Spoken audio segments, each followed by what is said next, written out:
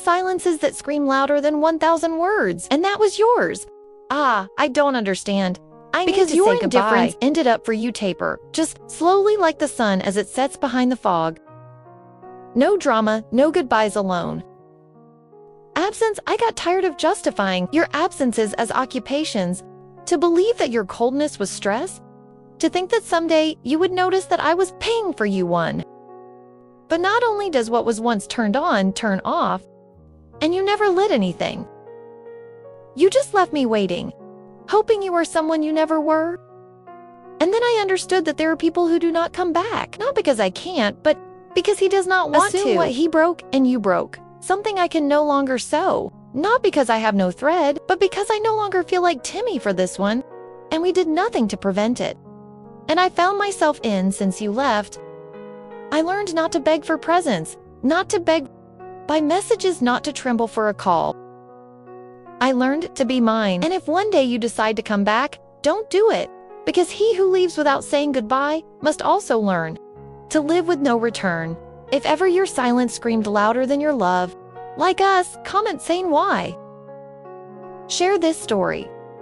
Because not all those who lose you, they are looking for you, and you no longer have to wait for them. Sometimes I wonder if you thought of me, even if it was only once, if when you closed your eyes in the middle of the night, my name brushed your memory.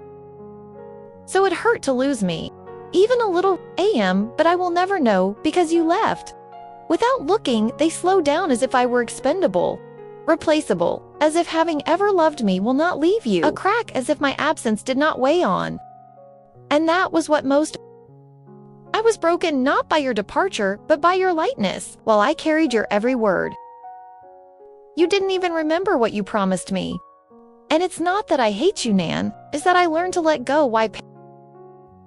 You need to see things as they are, without ornaments, and you were a coward. You were cruel. You were sincere. Even when you were tight, I don't blame you.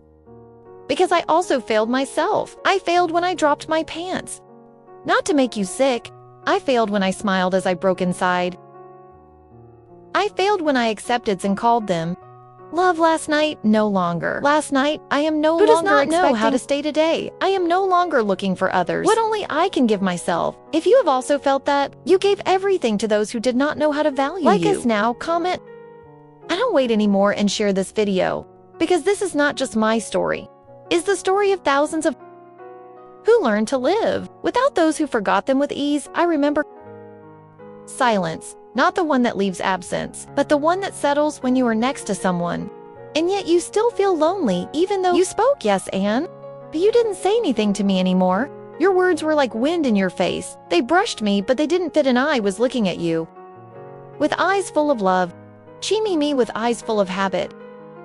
You know what it's like to love someone who no longer chooses you? It's like trying to revive a soulless body. How to survive in a room. On how to write letters without an addressee, and still I stayed because I thought that love could do anything. I thought with more patience, more delivery, more understanding you would stay on, but no. Sometimes love is not enough. Sometimes love is a song that only one sings. You left before you left. You left with your gestures, with your indifference, with your look extinguished. You just needed to say it out loud. And when I found it, when you said you were leaving, I had already cried for you 1,000 times in silence. And yet I responded to you with dignity. Because if I learned something, is that one does not kneel for the one who already stepped on it if you ever gave it your all. And yet they left, he says. I learned to leave first. Give me a like. If any word on this page touched your soul, and share it with someone who needs to remember their value. This is not just a story of loss. It is a story of awakening. After the silence came the echo. Every corner of the palace returned to your name. But not out of curiosity, but because I had emptied everything from me to fill your cards with you in your cup. Your steps in the corridors, I kept them as if to keep you, even if it were possible, and I didn't know that sometimes you'd take relics care of a love that has already died in me. I turned into a shadow of what I was. And the most ironic thing is that no one noticed because I was still smiling, continued to comply with my role as empress, was still walking upright with the crown on her head. Even though everything inside was falling apart, and in the midst of that collapse, I understood that self-love is the last empire that we must defend, that he who really loves you, it does not make you doubt your courage, that who leaves without a fight does not deserve you. Fight for his return to I was born. In the midst of my ruin, my decision was born. One as firm as an oath, was not going to beg. I was not going to wait. I was not going to stay hidden in the door that someone else closed in elegy. Move forward, and at that instant, I will recover something more valuable than any throne, my dignity. If you have ever yourself in silence, writes, I was reborn in my own ruin. And if this page touched anything inside you, I invite you to like and share this message with whoever needs it. Have continued to tell this story, not because of what was lost, but for everything found afterwards. When a woman breaks in silence, no one hears the crunch. No one notices how their thoughts fragment, how his heart becomes a room, empty with windows open. Everyone looks at his composure, but they ignore that sometimes dignity also bleeds. And yet I was there fulfilling my duties, greeting courtiers, holding the cup tightly at every banquet, as if it did not tremble inside. I love it. There was something they could not snatch from me, to my ability to be reborn. Because the pain, even if it empties you, also prepares you for something new. And in that abyss, I began to remember who I was before I was a wife. Before being Jezebel Empress, I remembered the girl who read until she fell asleep, the young woman who talked to flowers, the woman who dreamed of governing from justice, not from fear. And that's when I understood. He didn't break me. He just brought me back to myself. Love should not cost you your essence or ask you to shrink to fit the whim of another. I deserved a place where I could expand, not one where I had to beg. Breathing space. So that day, I didn't cry, I didn't scream, I just took a deep breath, and I promised myself never to forget again who you were. If you were also remembering your value, leave in the comments. To my soul, it no longer hides. And don't forget to like it if this message resonated with you. The story is not over yet, but most importantly, it has already happened to the Empress. Stopped waiting and started walking to where his name was pronounced with respect. After promising me that I would never forget again who it was, all began to look different. The same walls of the palace that used to me, now they were just structures, were no longer my prison, but the stage where my reborn was not the hero. Was to realize that I had given away my loyalty, who he never knew how to hold. I had loved with honor, and he, with conditions to that contrast, burned me. Because when you really love, you do not use love as a weapon, nor do you give it with an expiration date. Why sin embargo? Here I was, alone, but not defeated, when I discovered that as a fertile field there. And without noise, one begins to hear his inner voice. And mine said something clear to me. Navier, don't beg for what you deserve, they will reign. At that time, I did not plan revenge. I will always extend freedom, and freedom, which begins with an intimate decision, not to stay where you are no longer honored. You know what is the most ironic thing? He thought that by losing me, I wouldn't get lost at all. That I would have left like a shadow in the corner of their memories. But I was not born to be a shadow. I was born to rule with light. So when my heart beat again, when I felt that my steps were on course, I understood that not everyone who loses you is looking for you. Some simply give you the push to find yourself. In itself, this page touched your soul.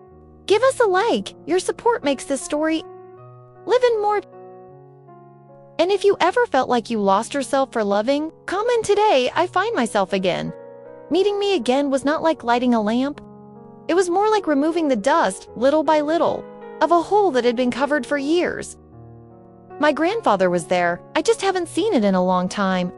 Who was named the La Trovi without his title, without his marriage, without his crown, was a woman with scars, but also with fire. A woman who knew how to sit upright, even if his soul was broken, who could speak with temperance, even when his heart beats him.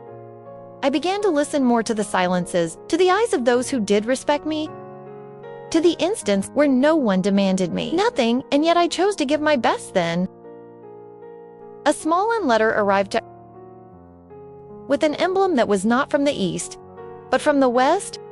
I did not yet know what that envelope would mean, but while holding it between my fingers, I felt the boy telling me, prepare your story.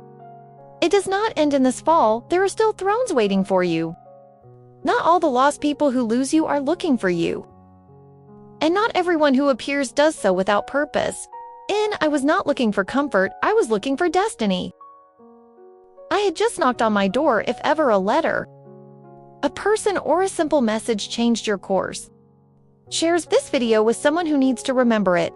And comments, I am ready for what is to come. From him, like, if this story makes you feel accompanied to emotion, is the ink that continues to write this confession? Because sometimes the end of a story is just the prologue of the true Abri coronation. The letter with the care of someone who knows that his fingers are about to touch destiny. Written words. There were not many, but it only took 3 lines to make my pulse tremble. My name is Heinrich, I have followed your story. From a distance, you would be interested in a new empire and a new beginning. I did not yet have a face in my mind. Did not know his voice or his exact intentions. But for the first time in weeks, I smiled at because someone had not only seen my fall, someone had valued my dignity amidst a cold court of whispers, treacherous and corridors that talked behind my back, an invitation sealed with blue fire, reminded me that there were still men left, different in kingdoms, who did not see me as an ornament, but as an empress in her own right. Have perhaps.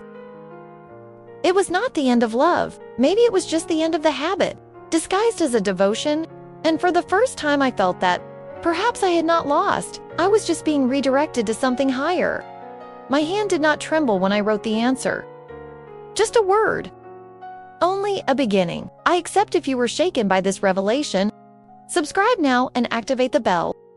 History is just beginning to burn. Leave a comment with an "Destiny is calling me" if you also feel that something new is approaching. Dale. Like, share, and get ready, because in the next chapter, you will discover who Henry really is and why its arrival will change the balance of 2 empires.